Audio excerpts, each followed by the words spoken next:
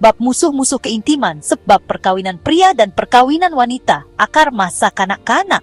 Dalam bukunya Emotional Intelligence, Daniel Goleman mengajak kita untuk mengenali faktor-faktor emosional yang merusak kedekatan dan kepercayaan dalam hubungan pernikahan. Dari pernikahan orang-orang Amerika yang dimulai tahun 1890, kurang dari 10% berakhir dengan perceraian. Bagi pasangan yang menikah dalam tahun 1920, laju tersebut kurang lebih 18%. Untuk yang menikah dalam tahun 1950, 30%. Pasangan yang menikah dalam tahun 1970 mempunyai peluang 50-50 untuk bercerai atau tak bersatu.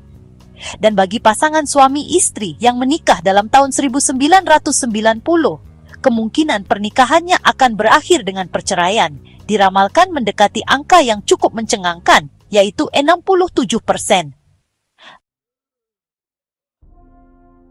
Problem di sebuah rumah tangga mencerminkan fakta, sebetulnya ada dua realitas emosi pada suatu pasangan, yaitu milik suami dan milik istri.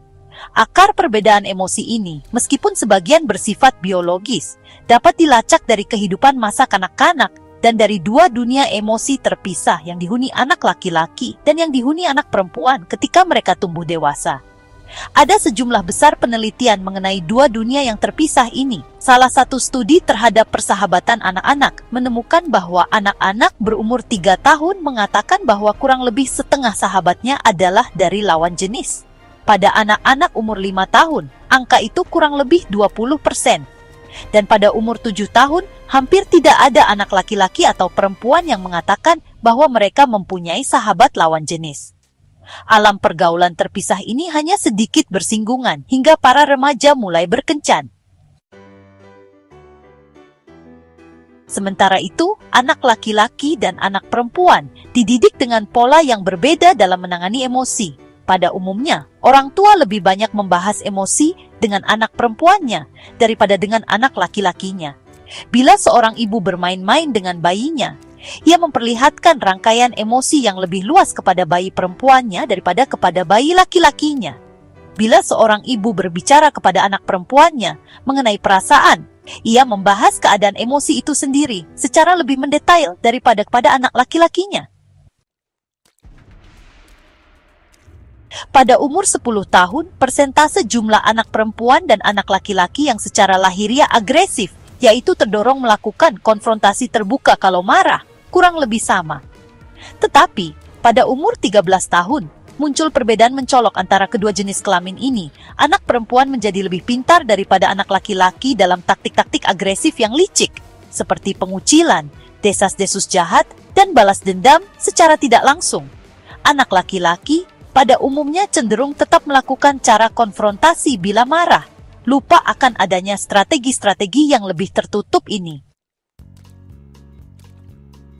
Bila anak perempuan bermain bersama-sama, mereka melakukannya dalam kelompok-kelompok kecil yang rukun, dengan penekanan pada minimalisasi permusuhan dan maksimalisasi kerjasama.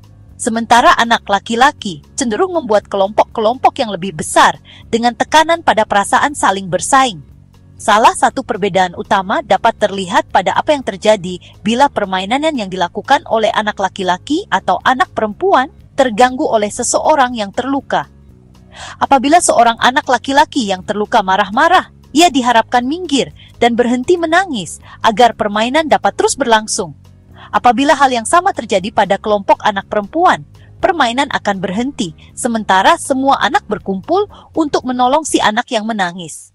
Perbedaan antara anak laki-laki dan perempuan ketika bermain memperlihatkan perbedaan kunci antara laki-laki dan perempuan, yaitu laki-laki bangga karena kemandirian dan kemerdekaannya yang berpikiran ulet dan mandiri, sementara perempuan melihat dirinya sebagai bagian dari jaringan hubungan. Oleh karena itu, laki-laki terancam bila ada apa-apa yang dapat menantang kemandiriannya, sementara perempuan lebih terancam oleh terputusnya hubungan yang mereka bina. Pendek kata, perbedaan dalam didikan emosi ini menghasilkan keterampilan-keterampilan yang sangat berbeda. Anak perempuan jadi mahir membaca, baik sinyal emosi-emosi verbal maupun nonverbal, mahir mengungkapkan dan mengomunikasikan perasaan-perasaannya, dan anak laki-laki menjadi cakap dalam meredam emosi yang berkaitan dengan perasaan rentan, salah, takut, dan sakit. Bukti untuk perbedaan sikap mental ini sangat nyata dalam literatur ilmiah. Ratusan studi telah menemukan bahwa secara rata-rata, kaum wanita lebih mudah berempati daripada kaum pria. Setidak-tidaknya sebagaimana diukur berdasarkan kemampuan membaca perasaan orang lain yang tak terucapkan dari ekspresi wajah, nada suara, dan isyarat-isyarat nonverbal lainnya. Selain itu, sewaktu mulai memasuki sekolah dasar, anak laki-laki menjadi kurang ekspresif, sementara anak perempuan menjadi lebih ekspresif. Pada umumnya, semua ini mengandung arti bahwa kaum wanita memasuki jenjang perkawinan dengan sikap siap untuk berperan sebagai manajer emosi, sedangkan kaum pria datang dengan pemahaman yang jauh lebih sempit tentang pentingnya tugas membantu mempertahankan kelanggengan hubungan.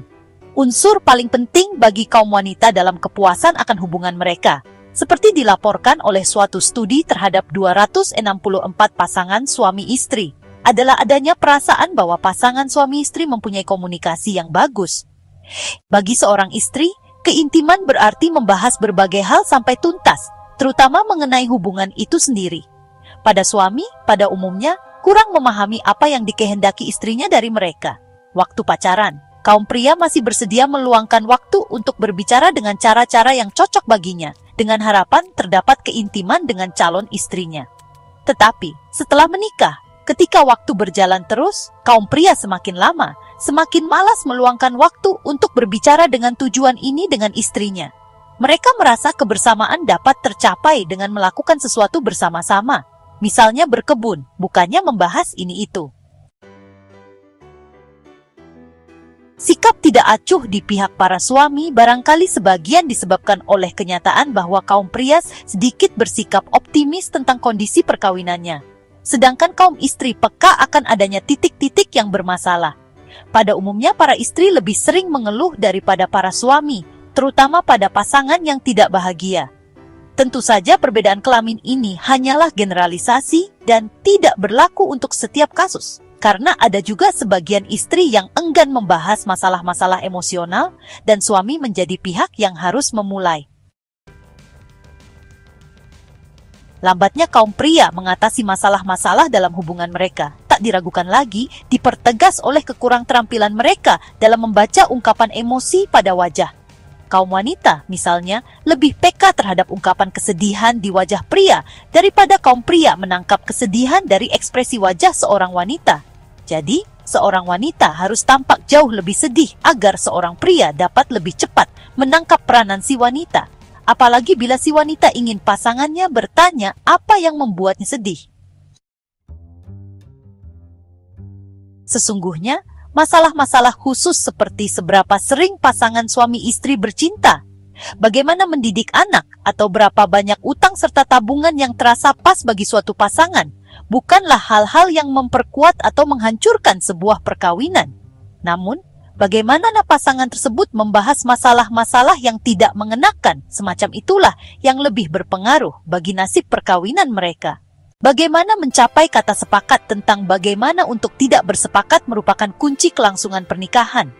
Kaum pria dan kaum wanita harus mengatasi perbedaan-perbedaan bawaan masing-masing gender dalam mendekati emosi-emosi yang penuh kerikil tajam. Gagal mengatasi hal ini, maka pasangan suami istri akan rawan terhadap keretakan-keretakan emosional yang pada akhirnya dapat menghancurkan hubungan mereka. Dan keretakan-keretakan ini jauh lebih mungkin berkembang apabila satu orang atau keduanya mempunyai cacat-cacat tertentu dalam kecerdasan emosionalnya.